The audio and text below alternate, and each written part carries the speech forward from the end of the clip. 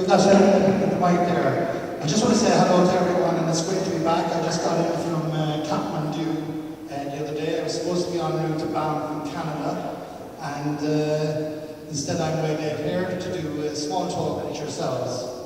As you know, I'm just from down the road. I'm in Norrie from the north side of Cork City. And what I'd like to do is talk a little bit about my adventures. And I'm sure that you all would have heard of Tom Crean, Ernest Shackleton. And there's a word written about them about leadership. I remember they started quite poor and they went out and actually achieved things.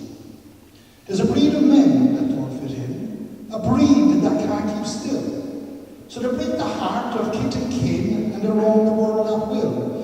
They range the field and they roam the flood and they climb the mountain's crest. For theirs is the curse, is gypsy's blood, for they don't know when to rest.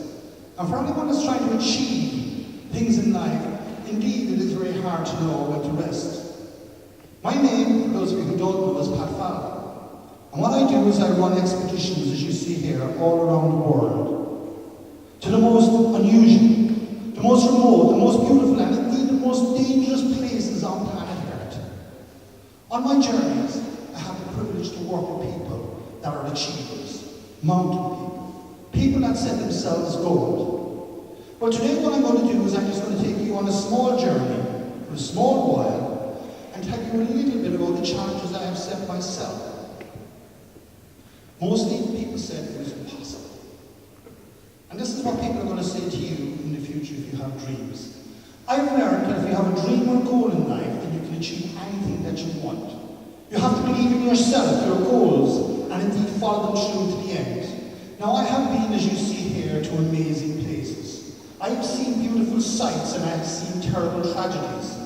Planet Earth, of where we live in, is an amazing place. And what that means is we're challenged. Our need to lead, to explore, to conquer, but most importantly is to be our best in no matter what we are doing. This is Planet Earth, by the way, and what a fascinating place.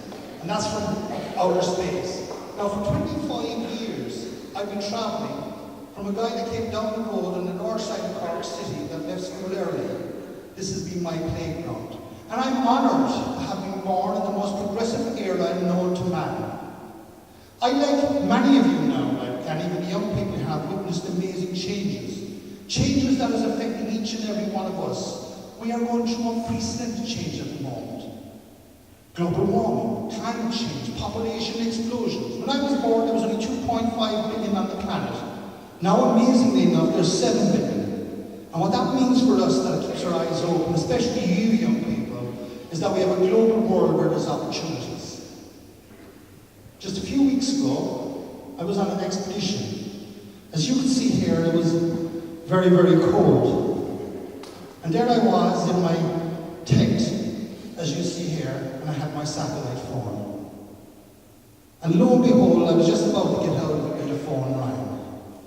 And I was amazed, because on the phone was a Miss Verriger from here. I said, who the bloody hell are you? And she said, I'm from Davis College. And she said, we're doing presentation awards. Now I wasn't too sure whether I would be here or not. And I said, what do you want me to do? And she said, could you come and talk to the students and just tell them a little bit about your background and about your dreams and about when you were their age, right, okay? So I said, okay. I said, can you tell me the brief? So she said, could I do something that would be uplifting, motivating, colourful, entertaining, and different from the type of presentations that you would usually get at an award night or an award day. And I was saying to myself, it's going to be very hard to entertain a number of students like you, right? Because of the fact you might say, oh, he's boring or something like that. So you've all heard of the Dalai Lama, yeah? And this is what I learned from my own philosophy. The Dalai Lama has a philosophy that our minds are like parachutes. And unless they're open, they don't work. So can I ask you for the next short period of time that I have to keep your mind open to what I have to say, because I'm going to have to cram it very much into the period of time I have to say what I have to say, because we did start late and it's after eating into the presentation time. But anyway, I'd like to entertain you today by telling you a story, that's all. You know, I'm not going to sing or dance up here, right? But it's a story of living life on the edge. It's about success, it's about failure, it's about setting goals, it's about staying focused and following your dreams. What I've learned from my own life and my experience is that life, for all of us, every single one of you is a mountain, and we all have mountains to climb. I know, ever before I say one word up here, that each and every one of you, no matter what age you are, have your own dreams in life. Today I'm not going to be talking about your exams at school or the way the changing economy is going in Ireland. I'm just going to tell you a little bit about what I do, trying to train people into become the most successful adventurers in the world. So welcome to one of my many presentations on leadership and challenge. Today I'd like to tell you a little bit about the psychology behind the lessons I've learned. Now you might say, look, we're students, we have no interest in the psychology, what Falvey has to say today. And that's fair enough. But what I will say to you, you could sit back, become an armchair traveller with me, see some of the colourful slides and some of the people I have met. Where I'm going to bring you, I will take you into the foothills of the Himalaya with these Buddhist monks. Into a place that was Shangri-La. Life isn't a rehearsal, it's a performance. My story will focus on what it is, are the attributes that I find in success in the teams I work with. Ordinary people, that's all they are, ordinary people doing extraordinary things. They're now following their life as adventure. Do you know the greatest reason why people don't follow their dreams or goals in life? It's because of the fear of failure. The fear of failure. We're all afraid. My dad once said, and I look around here, and I know, as I look out here, each and every one of you are the same as me. You're dreamers. And Lawrence of Arabia once wrote, he said, we all dream, every single one of us, in the dusty recesses of our mind. But most wake in the morning to find it was vanity. But the dreamers in the day, they enact their dreams with open eyes and make their dreams a reality. Today, I'm talking to achievers. Today, I'm talking to mountain people. People that have an attitude and that like actually being the best that they can be. Then I'm going to take you into a journey, into the heart, into the womb of a place called Chamananga. Goddess, mother of our earth. It's otherwise known as Mount Everest. Billions of ice actually cascading out in a magical wonderland scenes of the mighty Kumbu icefall. And then I'm going to take you right to the top of the world, to the most mystical, the most spiritual, the most beautiful place on planet Earth. I have been on Everest 4 times, twice to the summit. 14 of my friends are dead in the death zone. The new film coming out that you will see actually coming up on television on your screens in the cinemas is called The Summit. There's a new book as well. So if it's a case you see it for Christmas, be sure you get it. I have now seen, and I hope that my presentation will show, how the power of the mind and self-belief, because this is what's most important now, like for us young people coming up, how determination and desire and commitment that you can achieve anything that you set your mind to. You just have to have that focus. In the last few years, I've been on 69 expeditions all around the world, and what I do know is that no matter how successful that you are, a successful individual, a successful student will keep on changing the goalpost. If you're doing your inter-cert, then it's your leaving cert, then you actually go on again and keep moving it. Because after success comes the setting of new goals and new summits have to be climbed. And thus, life, from the time where you are to where I get, right, okay, is a roller coaster for us all. So you might ask, what is it that I might have to say that might be of interest to you? The fact is that the climbing of Mount Everest, crossing the Antarctic, or doing anything that you want in life, the attributes are the same. You will watch successful people. If you want to be successful, you have those attributes. Positive thinking, self-belief, go for it attitude, right? We all have an Everest. There's not one person in this room that don't have an Everest. You might think you do, but it is to be what you actually want to be. And basically we try to fulfill it. Well, this is a little bit about Falvey. I'm now 56 years of age. I'm not 17 or 15 anymore. I have 2 sons and I just had a grandson, right? and I'm very proud of it. My occupation is an unusual one. I'm the only full-time adventure explorer or filmmaker in the country that makes my living from doing that. And I spent 7 months thinking about it in the cold. 7 months every year traveling the world. For 5 months I go around the world talking about what I do. But that hasn't always been the case. Here I am, and I left school at 15 to become a millionaire with a dream because my dad went broke. And it's amazing, right, okay? I've had lots of different traumatic career changes over that. I was a bricklayer. By the time I was 21, I was turning over in excess of 72 million euro a year without being able to read or write here in Cork. And then what happened? The recession hit. And the banks actually came after my house. In turn, my marriage fell apart, right? So they tried to take our family home, and then I know today someone said, right, okay, about P the house. I, Pat Falvey, that you're standing here trying to take my own life. Now, if I had done that, I wouldn't be standing here today. So it's very important that we try to get across that there is support. There I was with the banks that gave me an umbrella when it was fine, took it away from me when it was raining. And then the people that loved me, like my wife and my children, right, okay, I blamed them, and basically it fell apart. Anyway, just moving very fast forward, and there I am in my big boardroom, right? A couple of months after that, this guy came to my office and he said, Pat, will you go hill walking? And this is one of the most important things if you're failing in something in life, whether it's exams or you're doing something, change course and move to something else. And he said, Pat, will you go hill walking? And I said, hill walking? You know what hill walking is, you know? Yeah, down Mangerton Mountain. So I went down Mangerton Mountain and I told him I was a workaholic, not a walkaholic. And I was so excited because I achieved a small goal. And it's important to put yourselves into situations where you can achieve goals. And when I was coming down the mountain, I said to him, what's that one over there? And he said, that's Carron 2, Ireland's highest mountain. Has anyone here climbed it? No? Lots of people. I see a couple of people. So here we are on Carron 2 that I live beneath. And you know what I did to follow me? I was so excited. The banks were trying to take our family home. My marriage was falling apart. And there I was, right, okay, my head actually spinning out. And then I climbed Carron 2, and there I was on top of Carron 2. And there were 6 other people there, and you know what I did? I put my hand out like that, and I shook it like that. And your man said, what's wrong, Pat?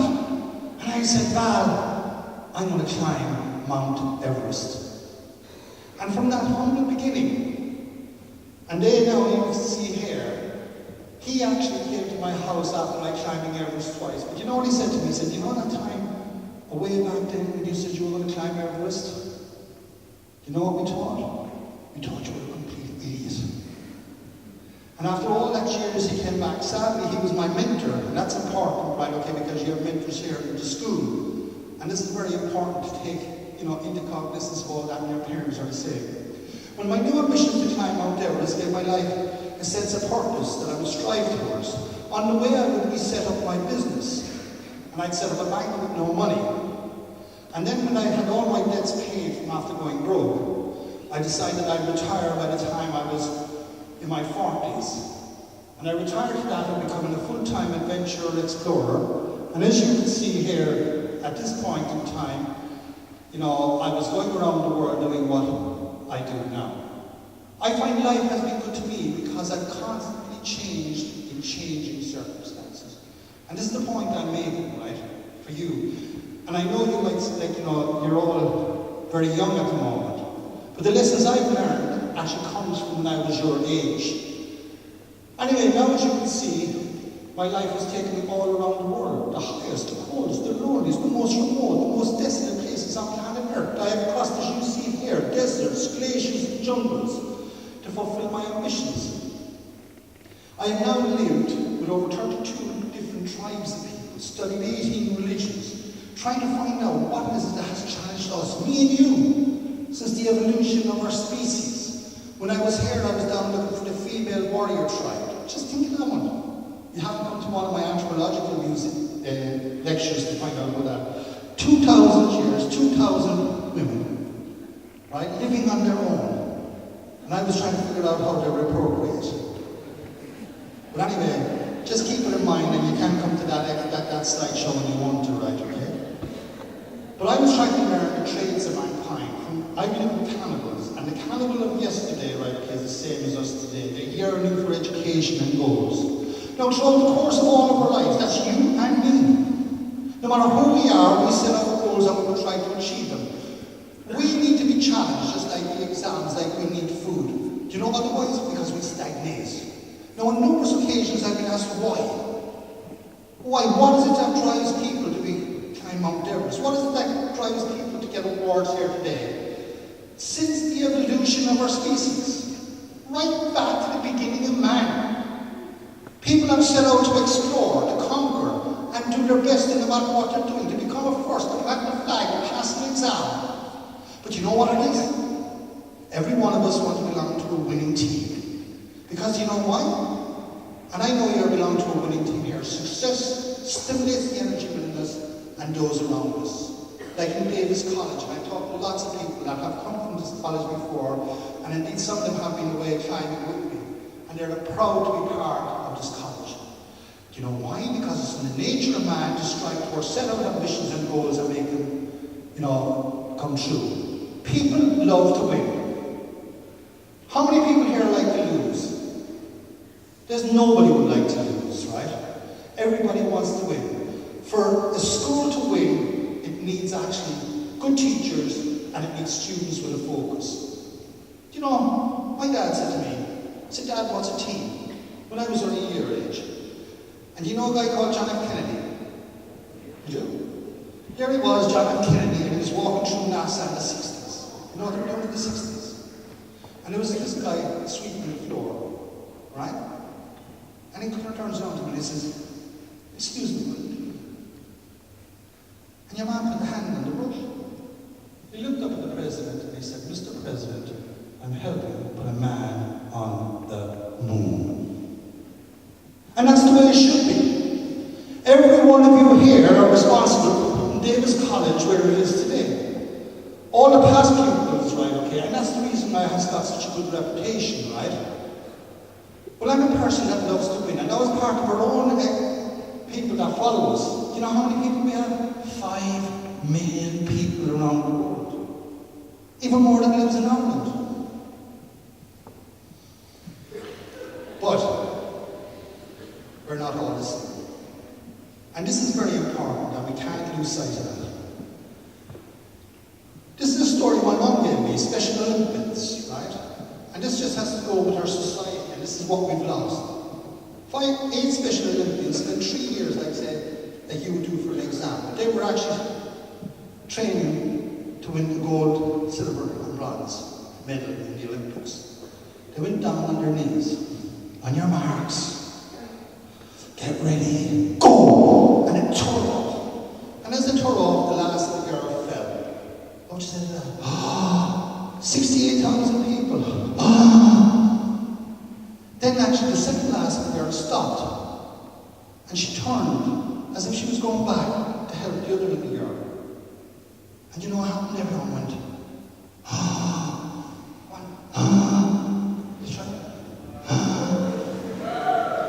and then what happened? The other 6 little girls stopped. And they all turned. And the whole auditorium went, oh my God! And they all went back, they linked hands, and you know what happened? They came across the winning line together. And they all got a gold medal. That's the true story. And that's what we've lost. And this is what we need in colleges, in communities, and in the country, is this type of situation where we do realize everyone is different. Now, in the course of my own life, and I'm just watching the watch here because I have about 10 minutes, I think, left. It's great. For instance, to get to the top of a peak, you start in a valley, and getting to the summit is not always guaranteed. Now, let me tell you a little bit about Mount Everest, and I will attempt to describe its raw natural beauty and ferocity. Remember, I have 14 of my friends dead in the dead zone. You have to buy my new book, actually, to find out what that means. Essentially, Mount Everest calls the shots. She changes the rules daily, and unless you're willing to change, then you will end up like this. This is Mallory actually encrusted onto rocks. This is the foothills of the mountain, the Himalaya. These are the abode of the gods to those indigenous people who live below them. Do you know what? There's fossils of sea creatures encrusted in there. Now I don't care whether you're the first or the 1,000th person to reach the summit, you will say, for a small part of time in the history of our planet, you will be on a place that was 250 million years in the making, 5.5 miles high in the sky, and you say, yes, I've done it. Can you imagine being a Nori on top of the world? Can you imagine how proud I felt? This is Mount Everest, 5.5 miles high in the sky, 39,035 feet. You have not reached the summit until you get to the very tip top. The statistics are enormous. 1 in 10 would die when I was doing it first. You play a game of Russian roulette that has no mercy on the weak, or those that would have it planned out. And you might ask, what makes this bloody place so dangerous? Avalanches, hundreds of thousands of tons of snow and ice. Can you imagine 160 miles an hour running through this room? Whiteouts where you can't see a hand in front of your face. Sub-zero temperatures that go down to minus 60 degrees Celsius. Seracs, sometimes the size of skyscrapers that when you're going under them are like the Leaning Tower of Pisa's. Crevasses, 500 foot in depth. The height of the county hall. And hard work. Just take a look at this hair as we're crossing the Everest.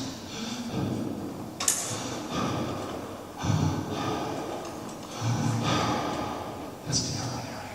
And then there's pulmonary and cerebral edema, where your head is actually blowing with headaches because in fact your brain is swelling because of the lack of oxygen. Can I talk about cold? If any of you want to, you can close your eyes, because you're going to see frostbite. Okay, close your eyes now. I have seen people losing fingers and toes just for mere seconds of exposure to the extreme cold. We've had to operate on a field like where you see situations like this. We have seen the wind actually cutting an abrasion. People through their Gore-Tex. And then you carry a 10-pound pack on your back just with the effort. It says according to National Geographic, if you put someone on your back here at school level and actually went 8 hours a day, and then of course there's the mental pressure, the fear of death, 1 in 10 will die. And you have to conquer all of that. That's not the most dangerous thing on out of Mount Everest.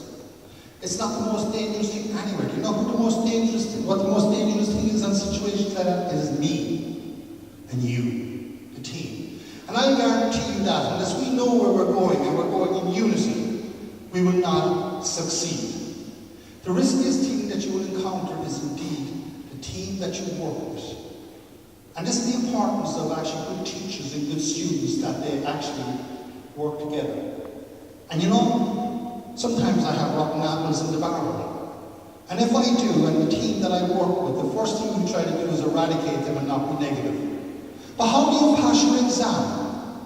How do you get to where you want to go in your achievement? You do it the same way as we climb Everest, the same way as if I was to bring an elephant into this room and say, eat it. Do you know how you do that? You take it out bite by bite. One step at a time. You start your year, you have to focus 3 years ahead, and you take it out bite by bite.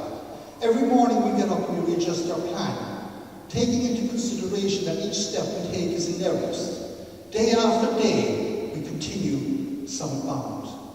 Indeed, as you can see, on the first occasion on Everest, here we were, right, okay, and I had my first casualty. We were actually measuring radiation on the rocks for NASA. And my astronaut friend died, and we had to bury him, never to come home to his family. 2 years later, I was back on the side of Mount Everest, and I, for the first time, actually got to the summit. Now, what I'm going to do, because of the pressure of time, I'm going to skip the story of Mount Everest, and I'm going to bring you within 60 days of the summit. Is that okay? And you can come and you can hear this presentation another time.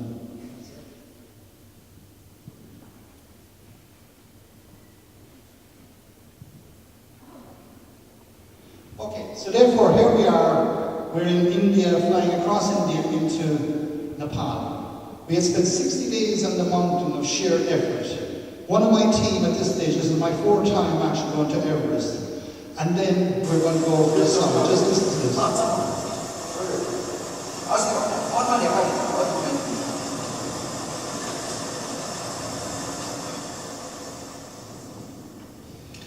Camp 2, low alpine here, come in, base camp quiet, over. Roger that, Camp 2.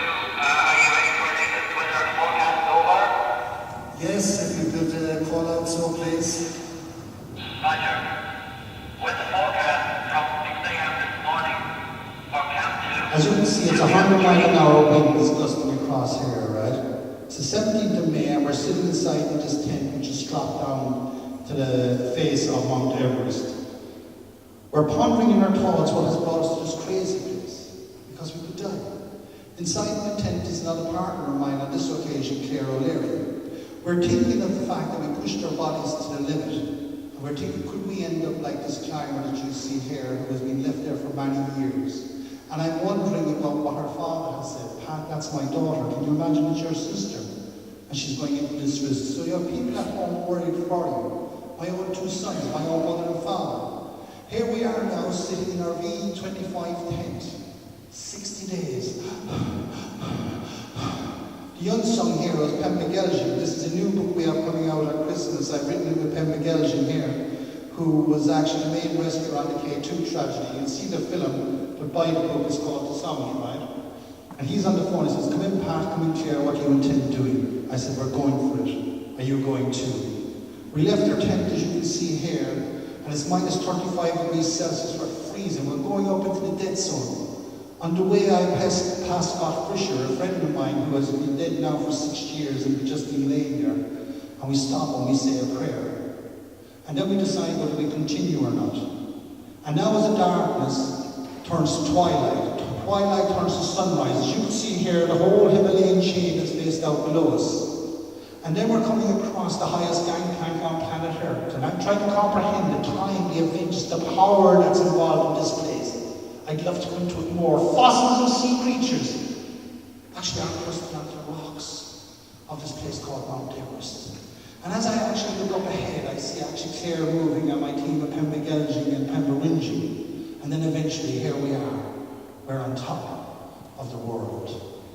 What an amazing feeling. For me, it was my second time. 14 of my friends dead. And then I take out of my pocket a camera. And as I stand on that patch of ground, I go north, south, east and west. And the whole Himalayan chain opened up below me. The undertaking which subconsciously began when I was your age, having a dream. My first time on the Kerry Hills saying, I'm going to climb Mount Everest. Don't be afraid of making wishes. It's where I gave my life a sense of purpose and a focus that I would actually work towards. Then I look at Claire and I remember what my father said. He said, dream and dream big. But remember, the following of the dreams is where the success lies. Achieving your goals is only a bonus. So whether it's an exam you win, fail, or whatever you're doing, these are only the bonuses in success. I look at the Sherpas, and they're there with the goddess mother of the earth.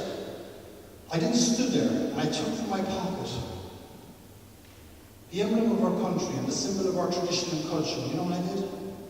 I tied it to my eye sacks and I stood up in the air.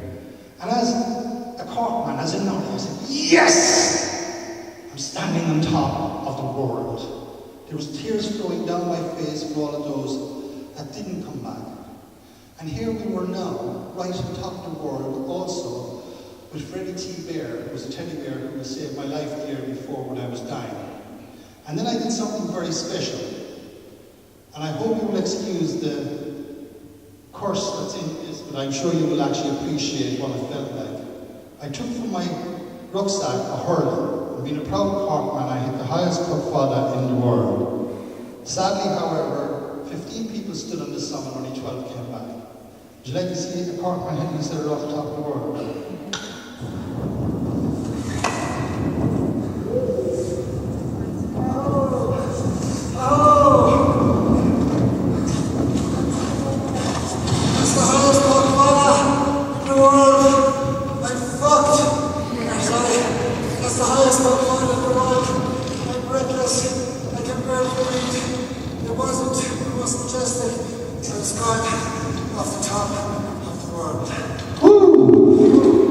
That was amazing.